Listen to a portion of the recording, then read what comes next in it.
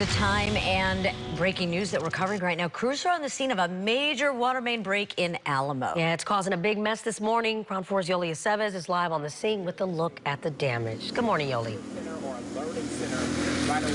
Yeah, good morning.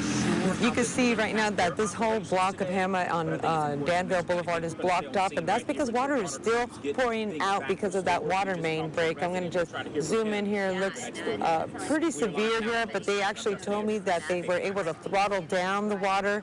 At this point, they're trying to look for the main shut-off valve so that they can stop the flow of this water going out.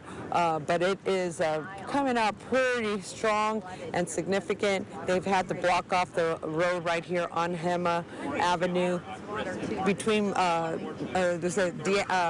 Danville Boulevard, and I'm a little unclear on what the other road is back there, but it is just completely blocked off.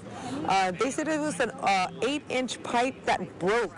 And basically, this has been flowing till at least since 11:30 this morning. So it's been going on for quite a while. In fact, let's show you a map of what I'm talking about exactly. So this is in Alamo, and as I mentioned before, it's on Danville Boulevard on Hema Avenue. So that intersection is closed off. They're saying that about 182 customers will be affected by this valve break. So what they're trying to do right now at this point is try to shut it off completely, but they can't find the main valve quite yet. They have an area which is down about a half block away from here, but it is submerged underwater. So they are having trouble trying to find it so that they could shut it off completely, but they do hope to shut down the flow of all of this water within the next hour or two. They're hoping for an hour because this is just really just so painful to see, especially being in a drought, seeing all this water being poured out.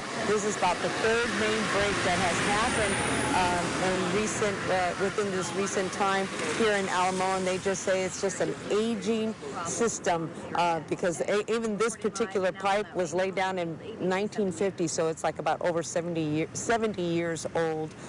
So right now they're just trying to focus on finding that main shut-off valve so they could turn it off completely, and they're hoping to do that within an hour. Back to you guys. That is a lot of water, Yoli. Surprising, which means a lot of people aren't getting the water they need. So we'll go back to you soon for an update. Thanks, Yoli. Exactly.